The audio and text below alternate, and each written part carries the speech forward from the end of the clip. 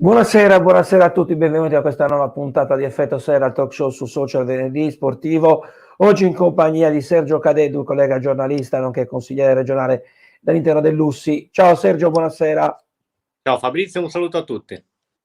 Ben trovato dunque a Sergio, ben trovati a tutti voi, grazie agli sponsor che rendono possibile la realizzazione della puntata, grazie a Blog Cagliari Calcio 1920 per le condivisioni. Iniziamo partendo dalla...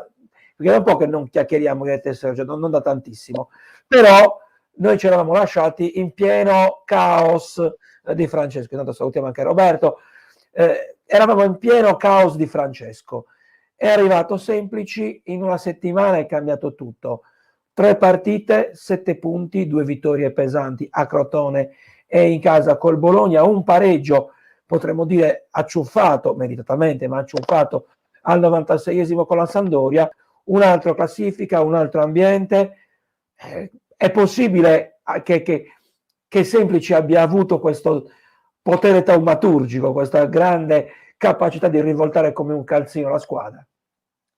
Ma sì, sai, l'inizio di Semplici, queste 3 gare a livello di punteggio è qualcosa che non potevamo neanche sperare nei migliori sogni, perché 3 partite senza sconfitte dopo così tanto tempo di periodo buio, tanti punti, aver ripreso una posizione di classifica che è sempre pericolosissima, ma che permette di affacciarsi un po' a dare un'occhiata a quelle che stanno subito davanti, a magari fare un pensierino ad agganciare direttissime concorrenti, le chiamerei, come Spezia, Benevento e compagnia cantante.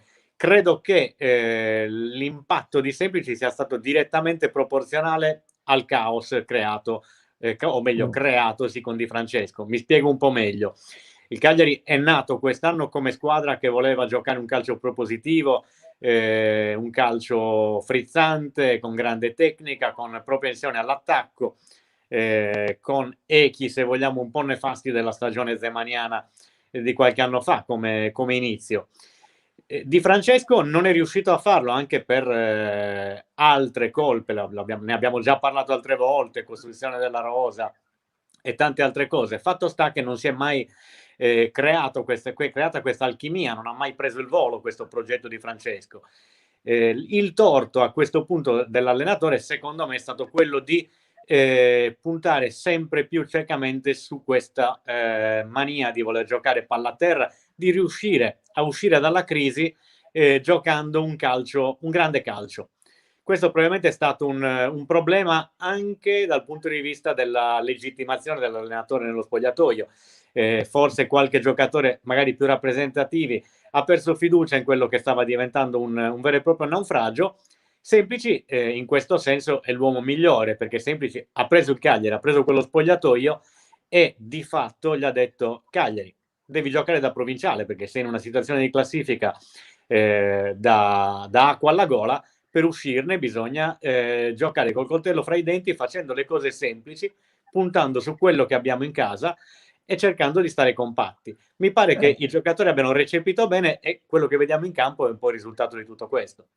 Tanto salutiamo le persone che si collegano, ovviamente l'invito come sempre è quello di commentare, di fare domande, le leggeremo comunque, di interagire, le leggeremo tutti insieme a voi. Sergio, parlavamo del potere taumaturgico di Semplici. Io credo che forse se un errore di Francesco ha fatto, oltre a quelli che hai elencato tu, è anche quello di forse non aver valutato appieno, non dico le potenzialità, ma le caratteristiche della rosa. Mi spiego un po' meglio. L'idea di Duncan davanti alla difesa come centrale, è vero che non ha mai giocato in quel ruolo, però Semplici non ha avuto paura a schierarlo da subito, perché non c'era un regista. Ecco, Di Francesco non poteva avere lo stesso tipo di pensiero.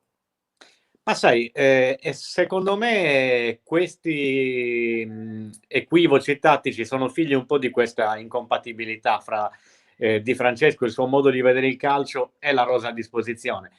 Non è facile, credo, per Di Francesco recepire cambiamenti alla sua filosofia di gioco a partire dalle caratteristiche dei giocatori. In questo senso, prima ho fatto un paragone con Zeman, non molto fortunata l'annata di Zeman, un po' più fortunate quelle delle avventure di Giampaolo con il Cagliari, ma se vogliamo Giampaolo si fa ricordare anche per un certo fondamentalismo. Ricordiamo gli esterni invertiti con l'Angelo Esposito a sinistra e l'Angelo a destra. Esatto, e credo che Di Francesco si farà ricordare, fra le altre cose, anche per questo tipo di fondamentalismo. Iniziare il campionato con João Pedro, il miglior attaccante, il miglior realizzatore del Cagliari, esterno a sinistra, giocatori che non riuscivano a trovare il proprio ruolo. Questa mancanza del regista a cui non è riuscito a sopperire. Certo, Duncan, a parer mio, non è un vero e proprio regista, non è un ispiratore del gioco, è un play che fa le cose semplici lì in mezzo e fa filtro, che è una cosa che a questa difesa E serve soprattutto moltissimo. corre. Certo, assolutamente. Sergio, Alessandro dice Di Francesco ha sbagliato tutto, secondo lui. Alessandro continua a dire senza paura contro la Juve in piena crisi. Giochiamo domenica alle 18 e abbiamo due facce di una medaglia ancora da verificare, nel senso che il Cagliari arriva da un filotto facendo gli scongiuri, speriamo che continui 3 partite utili di fila, in grande grinta, in grande forma o comunque psicologicamente in modo davvero finalmente positivo. Di contro affrontiamo una Juve, ripeto, domenica alle 18 alla Sardegna Arena, che invece vive una situazione completamente all'opposto, eliminata agli ottavi di Champions dal Porto, con qualche infortunato importante, con gli occhi, i fari puntati su CR7 in senso negativo, perché è stato forse la più grande delusione dell'ultima partita della Juve, con la difesa che sta ancora o cerca ancora di trovare una quadra, perché De Milan non ci sarà, Bonucci non è ancora al 100%, insomma c'è la possibilità di fare lo scherzetto alla Juve o comunque dobbiamo sempre stare attenti? Allora, bisogna sempre stare attenti, perché se andiamo a vedere il peso sulla bilancia economica e tecnica, il piatto pende per forza dalla parte della Juventus, però non è scritto da nessuna parte che i pronostici vadano chiusi con certezza il giorno prima. Si gioca e poi si vede come va. Credo che il Cagliari abbia un'occasione nell'occasione, perché il Cagliari deve cercare di dare continuità alle sue prestazioni, al suo cammino, anche al cammino a livello di punti in classifica, davanti a una Juventus ferita, feritissima. Il pericolo ovviamente è che la squadra di Pirlo, buttandosi sul campionato, metta dentro tutta la rabbia accumulata in settimana in Champions League nella partita col Cagliari. Però credo che da questo punto di vista servirà una squadra rossoblu più simile a quella di Crotone rispetto a quella delle ultime 2 gare. Mi spiego. Sia Bologna che Sampdoria, per essere al recentissimo passato, hanno passato un primo tempo quasi in attesa per poi uscire. Il Crotone ha fatto il contrario, perché aveva bisogno di punti. Ecco, la Juve penso che partirà all'attacco, partirà alla grande per cercare di scrollarsi subito la delusione. Il Cagliari, se è bravo a rintuzzare i colpi all'inizio e poi magari a pungere, a quel punto può davvero far sgonfiare un pallone enorme come quello della Juventus. Intanto a proposito di Crotone, diamo la notizia per chi non lo sapesse, che Crotone ha perso 3-2 a Roma con la Lazio, quindi resta nelle parti più basse della classifica, nonostante il cambio di allenatore con Cosmin in panchina. Secondo Gavino, Di Francesco errori ne ha fatto a tanti, anche il più banale, figurati se arriva a provare Duncan dal regista. Secondo Alessandro, ce la possiamo fare, grinta e coraggio, non abbiamo nulla da perdere. E poi c'è un commento di Cristian, e su questo chiedo a te poi il commento. Non sono d'accordo sul fatto di essere provinciale, abbiamo tanta di quella qualità che secondo me ne sta venendo fuori. Già si è visto a Genova contro la Samp, dove nel primo tempo abbiamo messo sotto la Samp e solo gli utili della domenica li hanno salvati dalla sconfitta. Cioè il fatto che Cagliari abbia qualità, questo l'abbiamo sempre detto, no? Il problema è vedere poi sul campo, il discorso era quello. Ecco, forse con la Samp rispetto a Bologna e Crotone si è visto un po' più di Cagliari, nel senso la qualità di questa squadra, no? Beh, la squadra si sta anche un po' sbloccando mentalmente, perché il periodo nero ha portato ovviamente tante incertezze. Capisco e apprezzo l'obiezione di Christian. In realtà il mio provinciale non si riferisce ovviamente alla dimensione assoluta, ma riguarda proprio la compattezza, il pragmatismo in campo. Il Cagliari ha la qualità per fare anche gioco divertente, ma deve partire dallo stare compatto. Un esempio su tutti: con Di Francesco il Cagliari entrava in campo, si metteva a fare pressing altissimo perché doveva recuperare il pallone subito, si scopriva, lasciava una voragine davanti alla difesa, che poi veniva infilzato da tutte le parti. Non è un caso che Cragno sia il portiere che fa più parate in Italia, quasi in Europa. Ecco, da questo punto di vista il Cagliari è più solido adesso con Di Francesco, ed è un discorso di mentalità. Non è una diminuzione giocare da provinciale, è un'esigenza di classifica, di momento, che serve per uscire. E come dicevi benissimo tu, gli spiragli di calcio si cominciano a vedere anche nella squadra di Semplici. È una questione proprio di rodaggio. Allora, Edoardo, che salutiamo da tutti e due. Dunque, aspetta che sto perdendo tutti i commenti perché ne arrivano tantissimi. Eccolo qua, con la Juve senza paura. Ecco, importante è questo commento. Juve-Napoli mercoledì prossimo è stata nuovamente rinviata e quindi niente turnover per la Juve domenica, quindi ci saranno gli abili arruolati senza cambi. La Juve è più forte, noi domenica siamo Davide contro Golia, con Edoardo la difesa fin troppo alta. Allora, aspetta Sergio che arrivano altri commenti. Ecco, Alessio dice: io credo che la gara di domenica debba essere presa con la leggerezza consapevole. Ovvio che sulla carta il divario è netto, tutto sta negli effetti collaterali della sconfitta in Champions. Ci sta che arrivino col sangue agli occhi come ci siano strascichi pesanti. L'importante è noi giocare tranquillamente. Se si dovesse uscire con punti in tasca è tutto guadagnato. Sono estremamente serio. Sono quelle partite da tripla, come posso dire, i classici jolly di stagione. Si arrivano, siamo contenti perché sono punti non previsti, però il Cagliari storicamente con le grandi ha sempre avuto belle partite. Negli ultimi anni un po' meno. E quindi l'auspicio è che il Cagliari finalmente metta un po' di sabbia negli ingranaggi delle grandi. Lo vogliamo dire che ci manca da un po' un risultato Qualche scherzetto alle grandi ci manca, certo, perché poi vedere le altre che fanno punti, tipo lo Spezia che ha vinto a Napoli, cioè anche noi qualche cosettina vorremmo anche assaporare, no? Sì, senza contare poi l'effetto dirompente che avrebbe sul morale dello spogliatoio. Sarebbe davvero la certificazione che si può fare, ed è quello di cui ha bisogno questo Cagliari. Mi piace molto questa leggerezza consapevole. Quando il Cagliari perdeva sempre in quel tragico periodo lunghissimo della crisi di Francesco, era sempre più difficile uscirne fuori, perché poi diventa una spirale: peggio giochi, peggio va la classifica e peggio scendi in campo. Ora queste 3 gare hanno dato al Cagliari qualche punto, un po' di respiro. Chissà che gli abbia un po' sciolto le gambe. Allora vediamo un po' che succede domenica. No, perdonami. Allora, secondo Angelo è fiducioso, vinciamo.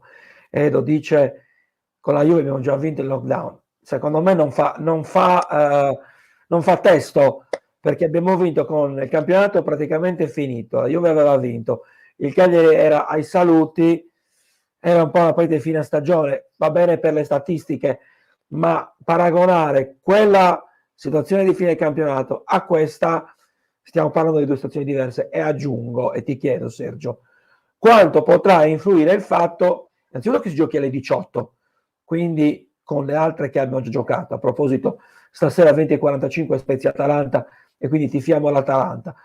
Però ti chiedo anche il discorso ripetita Juventus, però ti chiedo anche il discorso legato al fatto che comunque il Torino dietro di noi deve giocare 2 partite. Questo Semplici l'ha sottolineato più volte, cioè non abbiamo ancora fatto nulla. È verissimo, il Torino deve recuperare 2 partite, poi vedremo. È spinosissima la questione di quelle partite, forse una sì, una no, vedremo un po' come andrà questa vicenda un po' invischiata. Certo è che, lo accennavo prima, per il Cagliari la miglior boccata di ossigeno è essere tornato a vedere da vicino Spezia, Benevento, le neopromosse e le squadre più solite. Ti direi anche la Fiorentina, ti direi, Anche la perché Fiorentina, perché non no? attraversa un bel momento la Viola. È verissimo. Il Torino poi è una squadra comunque attrezzata a livello societario, a livello di rosa, è una squadra temibilissima. Per cui è vero, e lì dietro ci gasa averla superata, perché possiamo dare un'occhiata alla classifica e non vedere il Cagliari nella zona più rossa che c'è. Però sono d'accordo, dobbiamo guardare un po' più avanti per andare a cercare le vere concorrenti. E non dimentichiamo che il Cagliari, dopo la gara con la Juventus, andrà a far visita allo Spezia. Lì sì che sarà una sfida contro i bianconeri di quelle da jackpot in classifica. Per quanto riguarda poi sapere il risultato delle altre, quando si gioca domenica alle 18 alla Sardegna Arena con la Juventus, credo che sia un ulteriore vantaggio, perché non ti possono mettere più pressione di quella che hai già, anzi ti possono dare la possibilità di capire che hai una possibilità dal nulla, che se oltre a una prestazione incoraggiante porti anche a casa qualche punto, fai il colpo gobbo. A proposito di gobbo, speriamo di farlo noi ai gobbi. Dobbiamo fare una grande partita, dice Cristian, sperare che gli episodi girino a nostro favore. Arbitro permettendo, questo è un tasto dolente sempre quando si giocava le grandi squadre e potremmo dire Juventus in particolare. Angelo, le perde tutte e due il Toro, secondo Cristiano a livello di giornali, a livello di media, parla di Rutto Sport, ma immagino che sia tutto sport ovviamente, e parliamo di... Sì, ma al di là dei poteri mediatici, è chiaro che, l'abbiamo detto sempre, la Juve ha una situazione, ecco Alessio, questo è importante, parlavamo di Firenze, perdonami, dice io vivo a Firenze e quindi salutiamo Alessio che vive a Firenze, vi posso assicurare che qui la situazione è molto calda, la tifoseria locale ci indica come pericolosi, temono la nostra situazione, cioè credo, interpreto, che la Fiorentina abbia paura di questa rinascita del Cagliari, perché ovviamente loro sono invischiati come noi. Sì, fra l'altro la Fiorentina è squadra costruita con capitali forse anche superiori a quelli impegnati dal Cagliari, e ha lo svantaggio, se vogliamo vederla così, di trovarsi invischiata in una posizione di classifica a cui non era preparata in un momento successivo rispetto al Cagliari. Il Cagliari ci è finito prima in quella situazione che non si sarebbe mai aspettato e ne ha pagato conseguenze psicologiche pesanti. Ora, con l'aiuto della buona volontà e delle cose semplici con la S maiuscola, sembra che ne stia uscendo. Comunque è su una strada incoraggiante. La Fiorentina invece è dentro in pieno in quella crisi. E sai, quando non pensavi di dovertela giocare a quei livelli, a magari i giocatori con un tasso tecnico più alto, che non sono abituati a dover guerreggiare col coltello, la situazione diventa doppiamente pericolosa. Credo che la Fiorentina paghi più del Cagliari in questo momento. Allora, Angelo, sapete cosa? Mister Semplici sa bene di avere una buona squadra e soprattutto lui è abituato a guardarsi delle più piccole. Ecco, proviamo un po' anche a giocare, fra virgolette, a fare una specie di toto-formazione, perché il Cagliari, giustamente tu hai detto, giochiamo con la Juve e quindi si presume che giochi la miglior squadra possibile.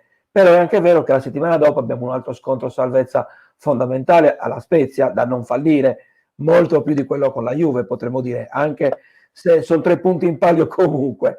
Ecco, che partita, non solo che partita, ma che squadra dobbiamo aspettarci che scenda in campo? Perché Lico Iannis non c'è, l'abbiamo detto, è squalificato, Pavoletti è squalificato. Beh, allora, ovviamente partiamo da un 3-5-2 che per semplici è Ormai è Bibbia, standard. Vangelo e chi più ne ha più ne metta. Proviamo a mettere in campo 11 giocatori seguendo quello che è stato un po' lo sviluppo della squadra sotto la gestione semplici. Quindi Cragno in porta, questo per valori assoluti è indubbio.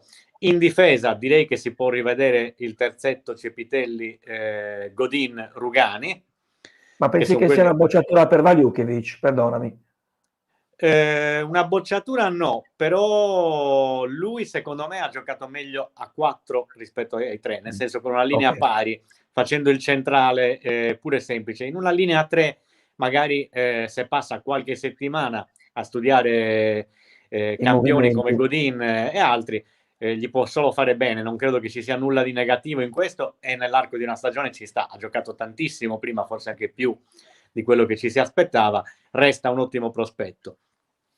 A centrocampo mettiamo Duncan, falso regista, se così lo vogliamo chiamare, insomma, mediano al centro della linea, con Marin e Nainggolan a guardargli le spalle, a guardargli i lati e a provare a guardare anche un po' più avanti per gli inserimenti.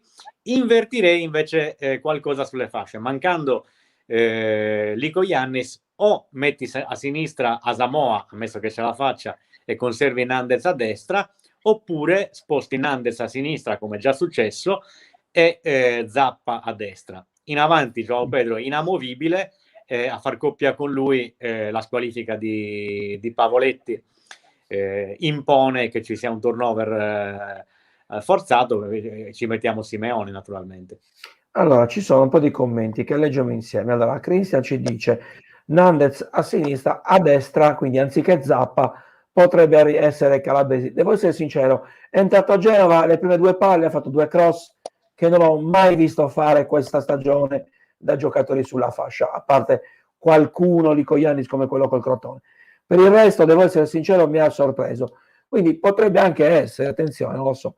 Perché no? Alessandro dice: ho sentito Duncan e Asamoah dall'inizio. Beh, Duncan sì, sicuramente.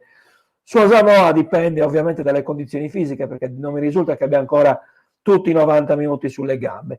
Secondo Agostino, quello che spaventa è che il recupero con la Lazio, parliamo col Torino, se si giocherà. Radio Sportiva dice che si giocherà a maggio, e questo diventa un problema nel caso di equilibri punto a punto a fine stagione per la salvezza. Dai, è motivo in più per non guardare al Torino, per cercare di guardare un pochino più su, di scavalcare qualcun altro, lasciando il Torino a giocarsi le sue carte, tenendoselo dietro ovviamente, però senza vederlo come unica possibilità, come perno della salvezza del Cagliari. Bisogna guardare un po' più avanti. Copre di più Calabresi. Sì, è quello che ho visto anch'io. Devo essere sincero, non la vedrei così peregrina l'idea di far giocare Calabresi dall'inizio, per quello che ho visto a Genova. Però tu hai parlato di Simeone, credi che sia un cambio naturale o invece voglia ancora una volta stravolgere tutto e far giocare Cerri a fianco a João Pedro? Perché comunque anche a Genova Cerri il suo l'ha fatto. Guarda, per il tipo di visione di calcio che ha Semplici, quasi quasi mi verrebbe da dire che Cerri diventa il sostituto di Pavoletti e Simeone diventa il sostituto di João Pedro, cioè diventa quello mobile tra le punte.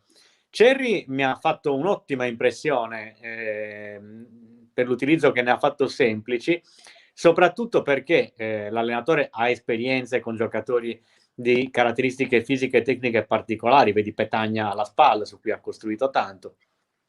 Mi piace citare Cerri nella partita col Bologna, in casa, è entrato solo 10 minuti e ha fatto benissimo, ha dato un contributo enorme alla squadra, senza praticamente guardare alla porta avversaria, che per un attaccante è un po' paradossale, però l'idea di Semplice era quella di dirgli vai, recupera i palloni vaganti alti che lanciano da dietro, che dobbiamo respirare, mettici sopra il fisico che ce l'hai bello da corazziere, fatti fare qualche fallo, perdi un po' di tempo, fai salire la squadra e aiutaci così. E lo ha fatto egregiamente. Quindi Cerri può essere utile nell'utilizzo dei semplici. Dubito da inizio partita, dubito per 90 minuti da punta, ecco. Penso che sia più utile per un utilizzo variegato.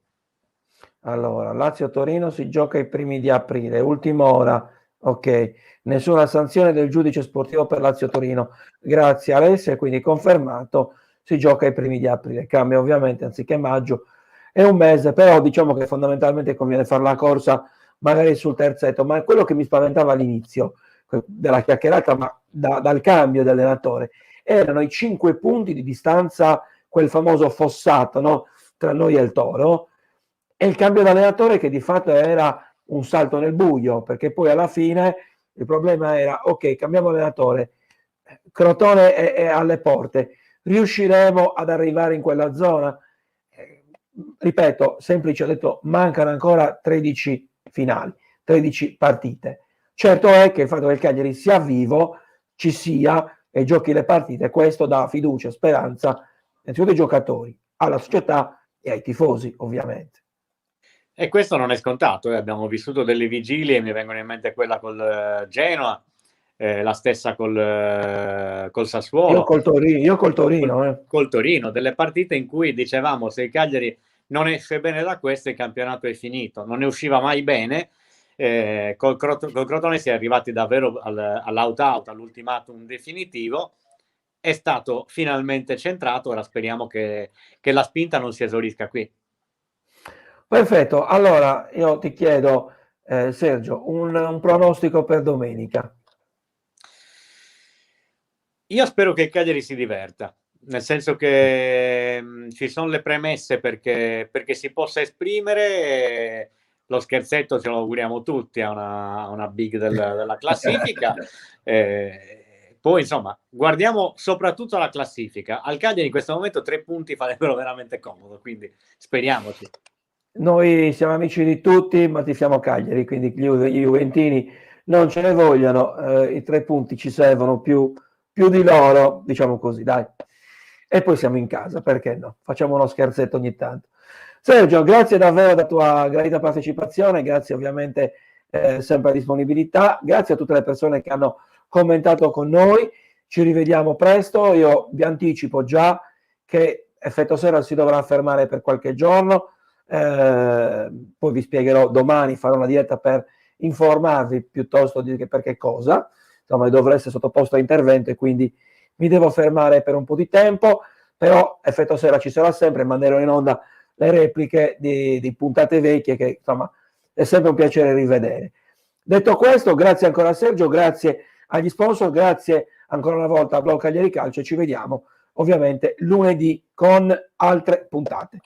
Buona serata, buon weekend e forza Cagliari!